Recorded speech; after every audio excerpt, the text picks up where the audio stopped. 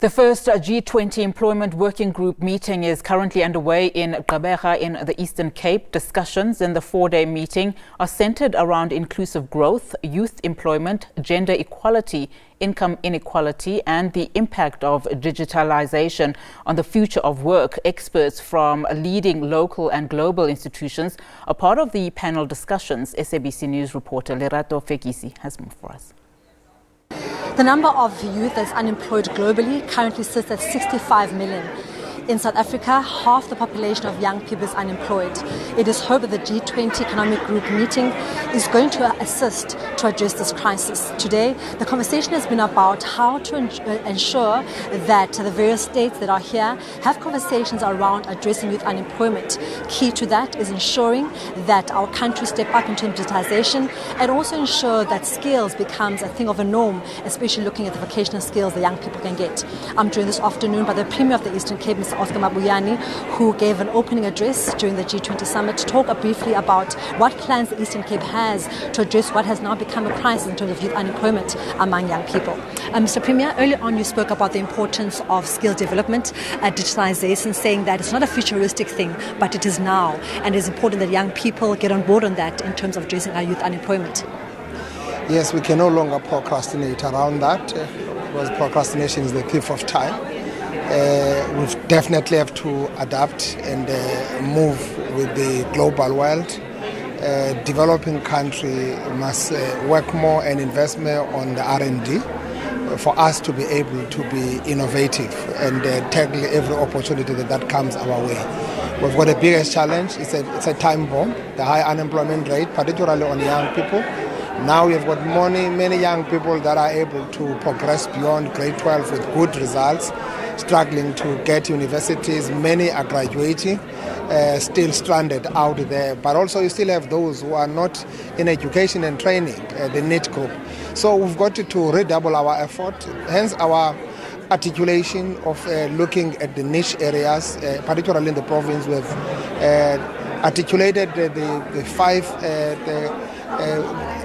frontiers of growth in the opening of the 7th legislature, looking at the digital economy, oceans economy, cannabis, you name them. And where I believe the Eastern Cape can be the pharmaceutical hub, as it is the auto sector hub, particularly the area where we are. So I think we're looking at every possible opportunity. I think we've also strengthened our approach in the Office of the Premier in ensuring that we are addressing the issues of youth unemployment, the skills revolutions, working with our sitters. Government must unlock the red tape with sitters so that the billions and billions of rands that are with sitters can be made available to actually catalyze and fast-track the issue of skills revolutions and the economic growth of our country. Premier, just speaking about entrepreneurship, it's also a leg of addressing youth unemployment. Many young people are complaining, like you're saying, there's a lot of red tape in terms of the sitters, in terms of funding as well. If someone wants to start a business, they don't have the funding. Is there also going to be plans in place now to ensure there's transparency when it gets to funding, transparency in terms of red tape, to ensure that a young person who wants to become a business person is not stopped because of funding? More work still needs to be done, particularly from an integration, the collaboration point of view. Yes, there are mechanisms, there are silo initiatives. You have got SIDA, SIFA, and many others. Here you have got Isikalo. There are so many.